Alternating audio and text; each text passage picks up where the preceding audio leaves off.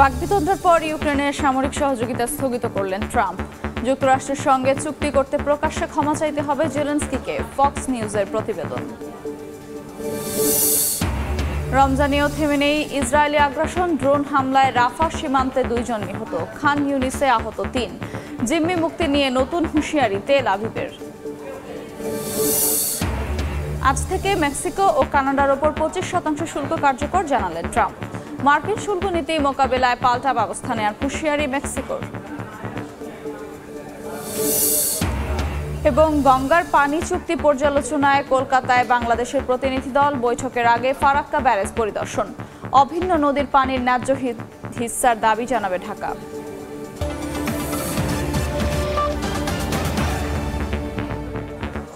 আন্তর্জাতিক সময়ের সঙ্গে আছে আমি আফরোজা মৌটুসী।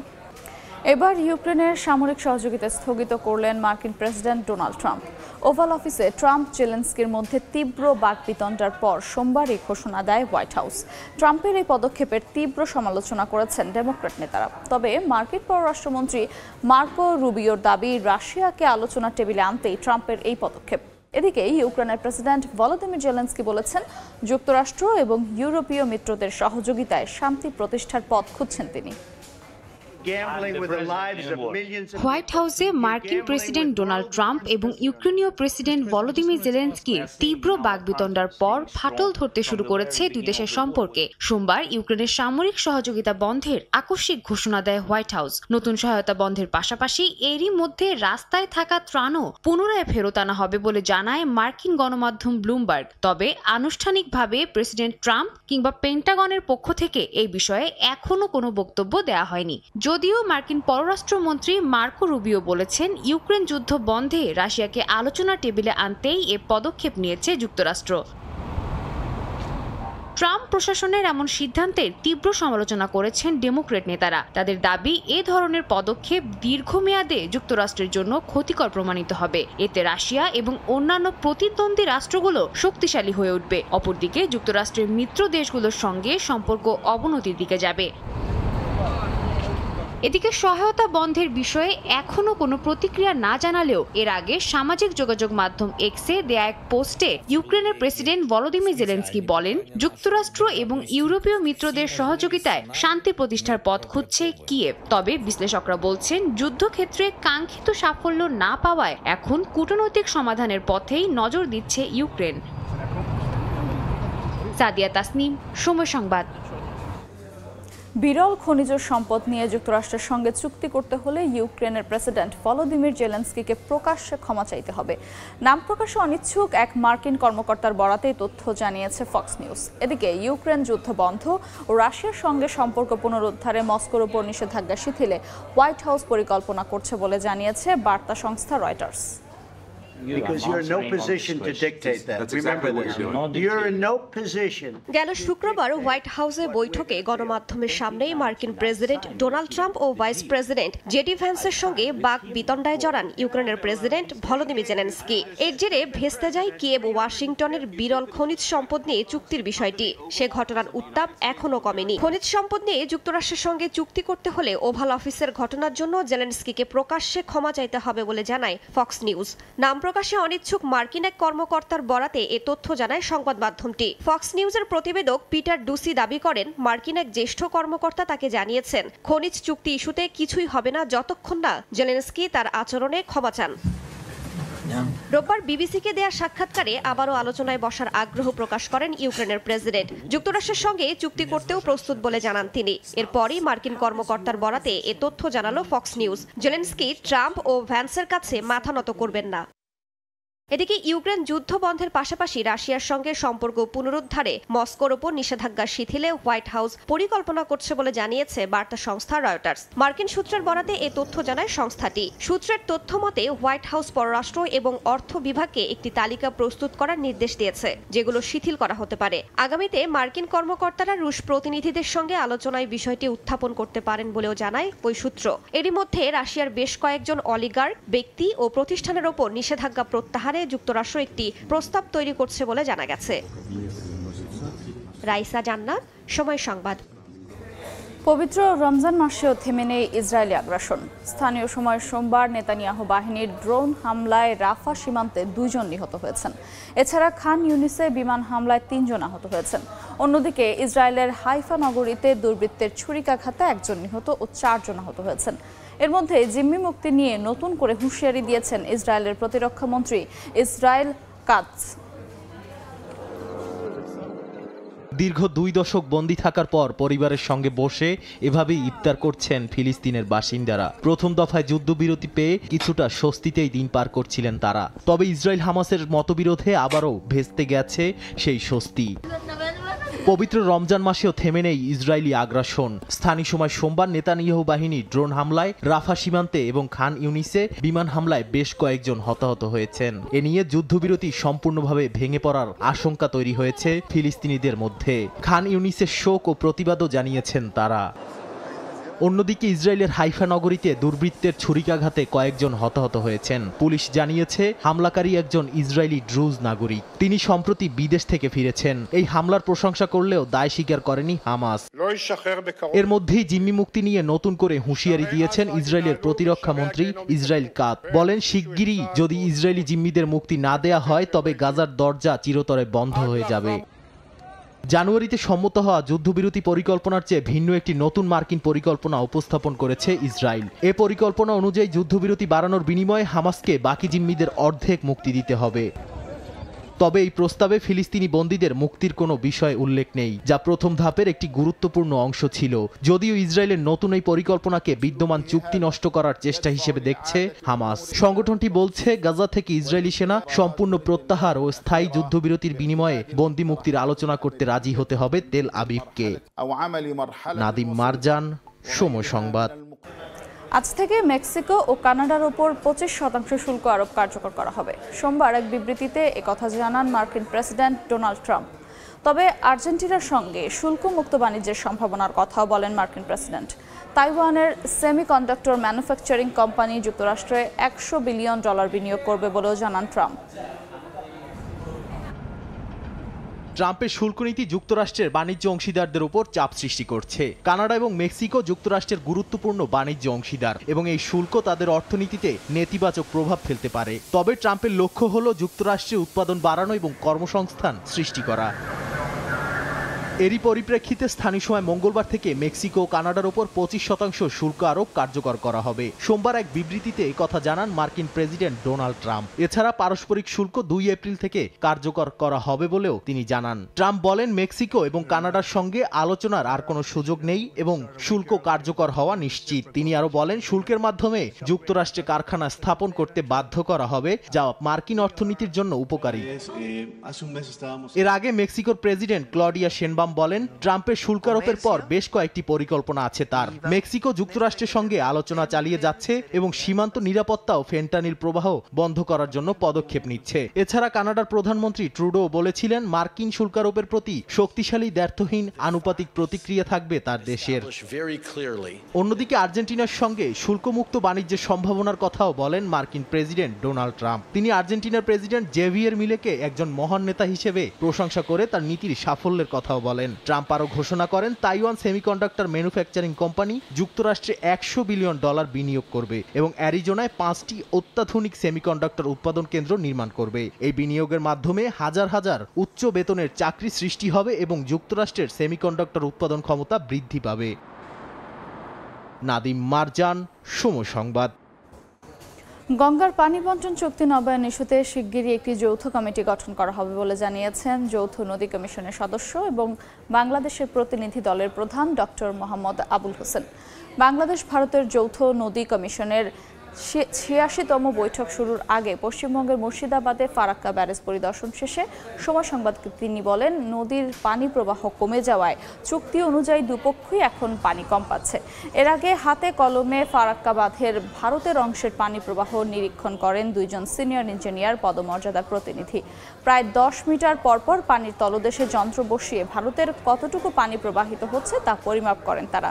গঙ্গার পানি বন্টন চুক্তি পর্যালোচনা এবং নদী সংশ্লিষ্ট বিভিন্ন বিষয় নিয়ে আলোচনার জন্য 11 সদস্যের একটি প্রতিনিধি দল সোমবার কলকাতায় পৌঁছায়।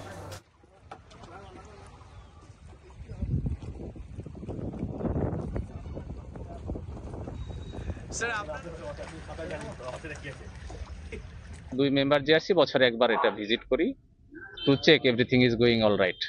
এটা আমরা চেক করছি। আপনারা দেখলেন যে মেন গঙ্গাতে যে আমরা ফ্লো মেজারমেন্ট চেক করা হলো, ওই পানিটা বাংলাদেশে চলে যাচ্ছে, আর এখানে ফিডার ক্যানেলে মেজার করা হচ্ছে, চেক করা হচ্ছে, এই পানিটা কলকাতা যাবে। সো আমরা দেখলাম চুক্তি অনুযায়ী সবকিছু বাস্তবায়ন হচ্ছে কিনা। 6 তারিখে একটা মিটিং, এটা গঙ্গা চুক্তি বাস্তবায়ন সংক্রান্ত, আর 7 তারিখে আরেকটা টেকনিক্যাল কমিটি মিটিং, 39 মিটিং ঢাকায় হবে আশা করি, তখন আরো ফার্দার আলোচনা হবে।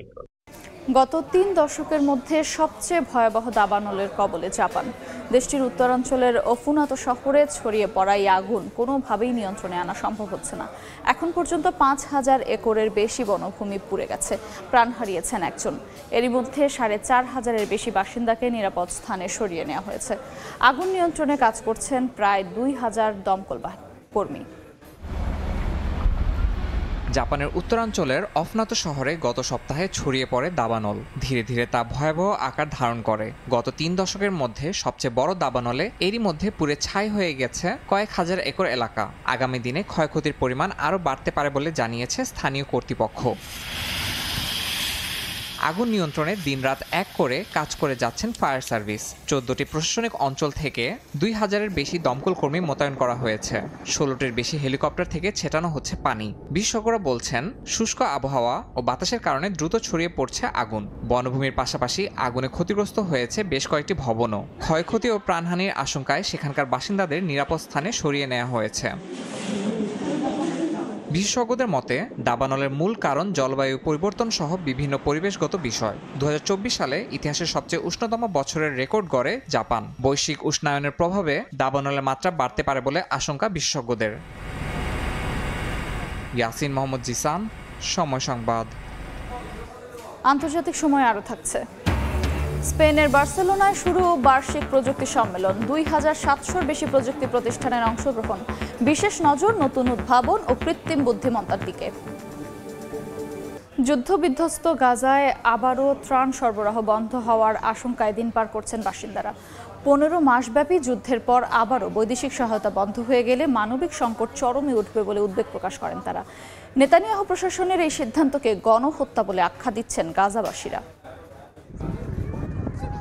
মাথার উপর নাইলন, পলিয়েস্টারের তাঁবু আর দুবেলা বৈদেশিক ত্রাণ থেকে পাওয়া দুমুঠো খাবার, সেই সঙ্গে হাড় কাঁপানো শীত তো আছেই। প্রকৃতি ও পরিস্থিতির সঙ্গে লড়াই করে বেঁচে থাকা যেন গাজাবাসীর নিত্যদিনের নিয়মে পরিণত হয়েছে। এর মধ্যে নিয়মিত বৈদেশিক সহায়তা তাদের জীবনে খরার দিনের বৃষ্টি হয়ে নেমে এসেছিল, তবে সে সুখও বেশি দিন টিকল না।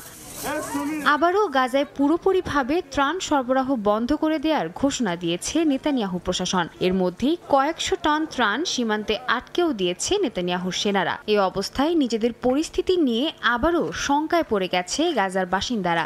যুদ্ধ কবলিত অঞ্চলটিতে ত্রাণ বন্ধ হয়ে গেলে ফের দুর্ভিক্ষের মুখে পড়তে হবে বলে আশঙ্কা তাদের। গাজা অঞ্চলে এই সিদ্ধান্তের নেতিবাচক প্রভাব পড়তে চলেছে। এখানে খাবারের চরম অভাব। সত্যি বলতে আমরা দুর্ভিক্ষের মধ্যে ছিলাম। এমনও সময় গেছে যখন আমরা 1 সপ্তাহ না খেয়ে থেকেছি। ত্রাণ বন্ধ হলে আবারও এই অঞ্চলে দুর্ভিক্ষ দেখা দেবে। এটা গণহত্যা। আমাদের সন্তানেরা না খেয়ে দিন কাটিয়েছে। দিনের পর দিন আমরা খালি পেটে ঘুমিয়েছি। আবারও সেই দিনে ফিরে যেতে চাই না। আমরা আশা করে আছি যে বিশ্ববাসী আমাদের পাশে দাঁড়াবে, ইসরায়েলের মতো ফ্যাসিস্ট দেশের ওপর চাপ সৃষ্টি করে আমাদের মৌলিক অধিকার ফিরিয়ে দেবে। জাতিসংঘের মানবাধিকার সংস্থার প্রধান টম ফ্লেচার ইসরায়েলের এই পদক্ষেপকে উদ্বেগজনক বলে আখ্যা দিয়েছেন। হামাস ইসরায়েল যুদ্ধবিরতিতে মধ্যস্থতাকারী দেশ মিশর ও কাতারের অভিযোগ ক্ষুধাকে অস্ত্র হিসেবে ব্যবহার করে চুক্তির শর্ত ভঙ্গ করছে তেল আবিব। সাদিয়া তাসনিম, সময় সংবাদ। স্পেনের বার্সেলোনায় টেলিকম খাতের সর্ববৃহৎ বার্ষিক সম্মেলন মোবাইল ওয়ার্ল্ড কংগ্রেসে জড়ো হয়েছে বিশ্বের শীর্ষ প্রযুক্তি প্রতিষ্ঠানগুলো। নতুন উদ্ভাবন, 5G প্রযুক্তি, কৃত্রিম বুদ্ধিমত্তা এবং স্মার্ট ডিভাইসের প্রতিযোগিতায় নজর থাকছে সবার। 4 দিনব্যাপী এই আয়োজনে অংশ নিচ্ছে বিশ্বের 2700-এর বেশি প্রযুক্তি প্রতিষ্ঠান।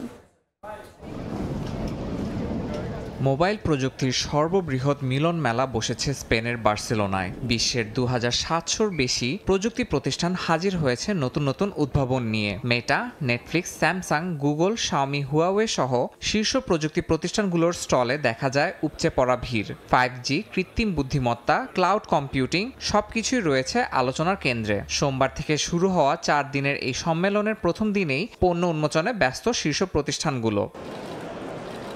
মোবাইল ওয়ার্ল্ড কংগ্রেসের উদ্বোধন করেছেন স্পেনের রাজা ষষ্ঠ ফেলিপে। তার সঙ্গে ছিলেন প্রধানমন্ত্রী পেদ্রো সানচেজ সহ অন্যান্য সরকারি উচ্চপদস্থ কর্মকর্তারা। পরিদর্শনের সময় তিনি মোবাইল প্রযুক্তির সাম্প্রতিক উন্নয়ন ঘুরে দেখেন। সম্মেলনের বিশেষ আকর্ষণ ফর্মুলা 1 সিমুলেটর ব্যবহার করতে দেখা যায় রাজাকে। চীনা প্রযুক্তি প্রতিষ্ঠান হোনার এনেছে তাদের নতুন মডেলের স্মার্টফোন ম্যাজিক 7 প্রো। এতে যুক্ত হয়েছে নতুন ডিপফেক শনাক্তকরণ প্রযুক্তি। মাত্র 6 সেকেন্ডেই চিহ্নিত করা যাবে কৃত্রিম ভিডিও। অন্যদিকে শাওমি বাজারে এনেছে শাওমি 15 আলট্রা স্মার্টফোন। উন্নত ক্যামেরা ও অল্প আলোয় ছবি তোলার সুবিধা নিয়ে এই ফোন প্রতিযোগিতায় নতুন মাত্রা যোগ করবে বলে মনে করছেন প্রযুক্তিপ্রেমীরা। প্রযুক্তির নতুন দিগন্ত উন্মোচনে এবার হুয়াওয়ে দেখিয়েছে চমক। নতুন মডেলের ট্রাইফোল্ড স্মার্টফোন বা 3বার ভাঁজ করা যায় এমন ফোল্ডেবল ফোন উন্মোচন করেছে প্রতিষ্ঠানটি। স্মার্টফোন ও ট্যাবলেটের মধ্যে নির্বিঘ্ন পরিবর্তনের সুবিধা নিয়ে এসেছে মেট XT আলটিমেট মডেলটি। নতুন ডিজাইন ও শক্তিশালী হার্ডওয়্যার নিয়ে এটি ব্যবহারকারীদের এক নতুন অভিজ্ঞতা দিবে বলে মনে করছেন বিশ্লেষকরা। মোবাইল ওয়ার্ল্ড কংগ্রেসের আলোচনার কেন্দ্রবিন্দুতে থাকে AI বা কৃত্রিম বুদ্ধিমত্তার বিপ্লব। বিশেষজ্ঞরা বলছেন আগামী 30 বছরে একই মূল্যে কৃত্রিম বুদ্ধিমত্তা হবে 10 লাখ গুণ বেশি শক্তিশালী। চিকিৎসা থেকে শুরু করে দৈনন্দিন জীবনে বিভিন্ন খাতে AI এর আধিপত্য দেখা যাবে বলে মনে করছেন বিশেষজ্ঞরা। ইয়াসিন মোহাম্মদ জিসান, সময় সংবাদ।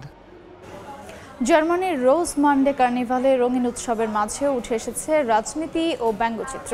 ট্রাম্প, পুতিন, ইউক্রেন যুদ্ধ থেকে শুরু করে কট্টর ডানপন্থী দল AfD সবকিছুকেই ব্যঙ্গাত্মকভাবে উপস্থাপন করা হয় এই শোভাযাত্রায়।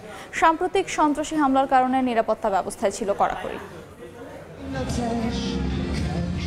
বর্ণিল পোশাক, মুখে হাসি আর হাতে ক্যান্ডি ভর্তি ঝুড়ি। জার্মানির বিখ্যাত রোজ মান্ডে কার্নিভালে সাংস্কৃতিক অনুষ্ঠান ও মনোরম শোভাযাত্রার মাঝে উৎসবের আমেজে দিন কাটান অংশগ্রহণকারীরা। এবারের আয়োজনে সবচেয়ে বেশি নজর কেড়েছে রাজনৈতিক বিদ্রুপাত্মক ভাস্কর্যগুলো। মার্কিন প্রেসিডেন্ট ডোনাল্ড ট্রাম্প ও রুশ প্রেসিডেন্ট ভ্লাদিমির পুতিনের হাত মেলানোর মাঝে পিষ্ট হয়ে যাচ্ছে ইউক্রেন। তাদের পোশাকে লেখা হিটলার স্টালিন চুক্তি 2.0। আরেকটি শোভাযাত্রায় কট্টর ডানপন্থী দল AfDর নেত্রী অ্যালিস উইডেলকে হ্যান্সেল ও গ্রেটেল গল্পের ডাইনির চরিত্রে দেখানো হয়েছে, যেখানে তিনি নতুন ভোটারদের স্বস্তিকা চিহ্নিত জিঞ্জারব্রেড দেখিয়ে আকৃষ্ট করছেন। এছাড়া ট্রাম্প, পুতিন ও চীনের প্রেসিডেন্ট শি জিনপিং এর বিশালাকার ভাস্কর্যও ছিল নজরকাড়া। সেখানে লেখা বিভিন্ন স্লোগান। জমকালো ও ভিন্ন ধর্মী এই আয়োজনে অংশ নিতে দেশ বিদেশ থেকে ছুটে যান দর্শনার্থীরা। আজ আমার জন্মদিন। কার্নিভাল আমার শহরের ঐতিহ্য, তাই সব দুশ্চিন্তা ভুলে মজা করছি। আমরা অনেক দূর থেকে এসেছি, এটা দেখার জন্য আমরা অপেক্ষায় ছিলাম। সম্প্রতি বেশ কয়েকটি হামলার ঘটনা ঘটেছে জার্মানিতে, তাই বিশাল আয়োজনের নিরাপত্তা নিশ্চিত করতে যথাসাধ্য পদক্ষেপ নেয়ার চেষ্টা করা হয়েছে বলে জানিয়েছে আইন শৃঙ্খলা বাহিনী।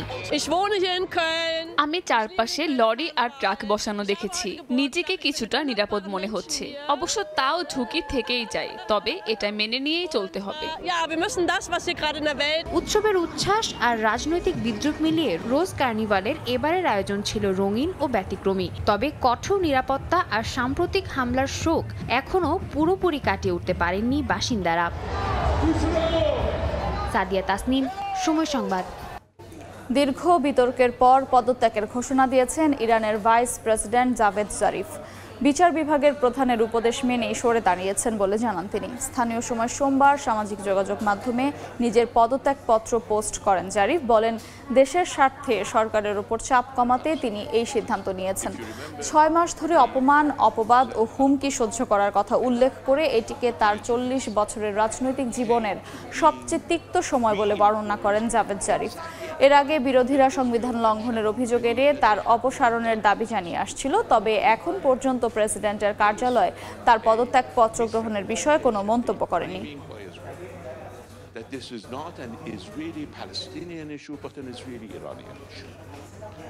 এ ছিল আন্তর্জাতিক সময়।